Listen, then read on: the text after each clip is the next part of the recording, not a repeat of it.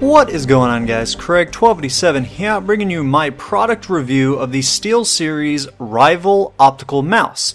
This is a optical mouse released by the SteelSeries guys. It is using the Avago ADNS3310 optical sensor for its actual sensor on the bottom of the mouse. And I am quite impressed with this mouse. But there's a lot more to mice these days than just the optical sensor. Yes, you want to make sure it has a solid optical sensor, but there's a lot of ergonomics and a lot of other aspects that come into play. So let's take a look at all those different aspects and see if this mouse is a worthy mouse for you to use for your gaming PC. Later in this review, I am going to have some gameplay with footage of both the mouse as it's being used and the gameplay itself. That way you can get a good feel for how the mouse performs in its intended purpose of being a gaming mouse. But before we get to that, I'm just going to go over some of the specs of the actual mouse. And while I talk about this, I've got some images going up. And these are just quick comparisons to show you a visual comparison of the Rival mouse there in the center with the orange coloring. And on the left, you're going to see the Razer DeathAdder. And on the right, you're going to see the Rocat Cone XTD. Both these mice are similar in size and weight and shape to the SteelSeries Rival mouse. The Rival uses the Avago ADNS3310 optical sensor. You're probably wondering what that actually means, and well, I can tell you that it equates to a CPI, which is counts per inch. A lot of companies use DPI, dots per inch, but SteelSeries is very adamant on referring to that as counts per inch, which is definitely more accurate when looking at a mouse sensitivity perspective. And the CPI goes up to 6,500. It can go as low as 50, not that you would ever really want to use that, but it will go up to 6,500, which is pretty high, enough to get you, that's a wide range for any specific settings that you would want for whether you're doing vehicle combat or infantry combat, first person, third person perspective. If you're in a real-time strategy game, that is a wide range for you to use in any genre and type of game that you would encounter.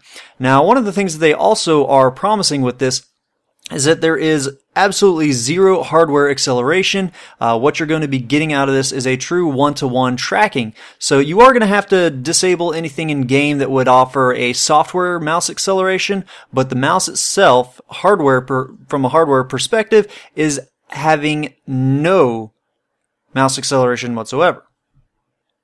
Once you get the mouse hooked up to your computer, you can head on over to their website and download their SteelSeries Engine 3 software. This software is the utility software you'll use to customize all the many different aspects of the mouse itself. It's very easy to use software. It's not complicated. It's very streamlined, and every option is very clear as to what you are going and doing. You can go in and adjust the CPI, the counts per inch, to increase or decrease the sensitivity as you see fit. And you can also go and change, there's a button on it, and you can customize all different buttons, all 6 of the buttons on the mouse itself, but you can go in and change the CPI button, which is just behind the mouse wheel, and there's 2 different settings, so you can toggle it between the 2.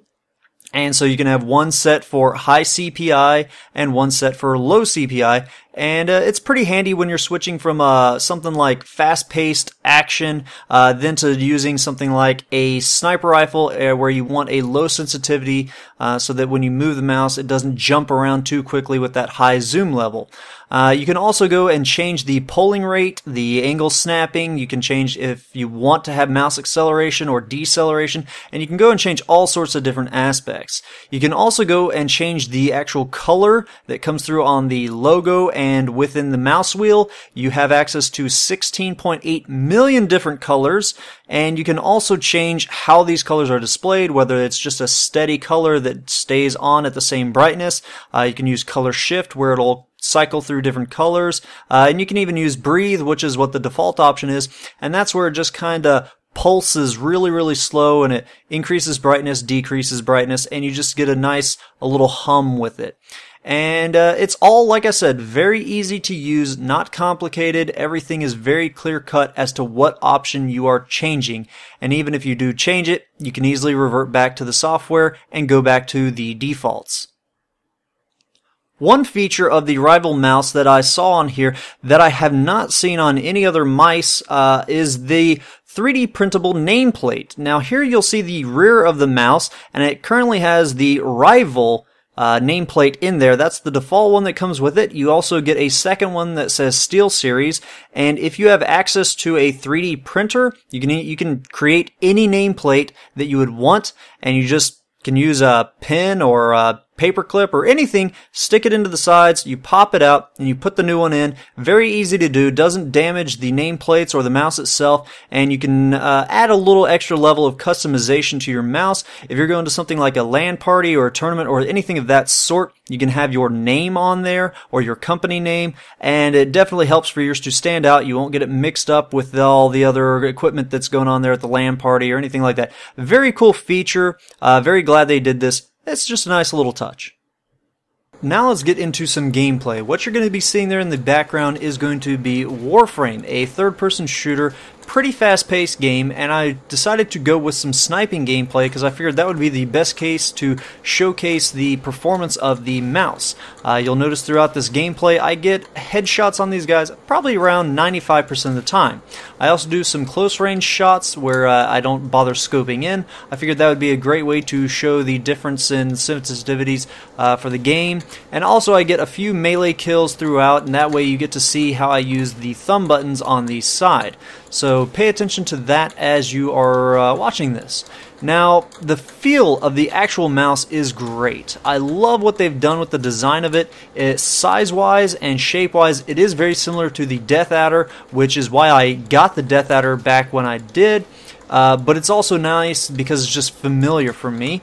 I would like to say that the rubber coating that they have put, the rubber padding, they have it on both the left and right sides of it. For the left side, it's just under the two thumb buttons, and this goes so far in making the mouse feel like a really solid product. I really enjoyed this. Picking the mouse up when you're doing those really long turns, you striking turns, this really helped when you had to pick the mouse up and recenter it back onto your mouse pad. Never once did I feel like the mouse wasn't fully gripped, that it was slipping out of my hands. I never got this feeling, so it's a very solid addition. It's the first mouse I've ever used that has this feature. I know there are some others out there that do, but the way it felt in here with the different padding, it is just a really solid addition. I also want to note that the matte finish on the actual top part of the mouse, where a majority of your palm will be resting on, as well as where your fingers will be resting on for the left and right click, it was a really good matte finish. It does have a anti-sweat coating on there. Personally, I do not have sweaty hands when gaming. However, if you do, then this should obviously appeal to you if you do get sweaty palms. But it feels really nice. Again, you don't have a sense of it slipping. There's never any point where I felt like it was slipping out of my hands or that I didn't have a good grip on it. Overall, it just felt solid. The mouse wheel itself is also really good. I enjoyed the mouse wheel, the way it clicks when you're scrolling through. I never really had accidental scrolls while gaming, which is very important. You don't want to be going and fighting and shooting, doing left and right clicks, and accidentally just gently brush against the mouse wheel, and now you're switching weapons. You never want that to happen, and it never did happen for me.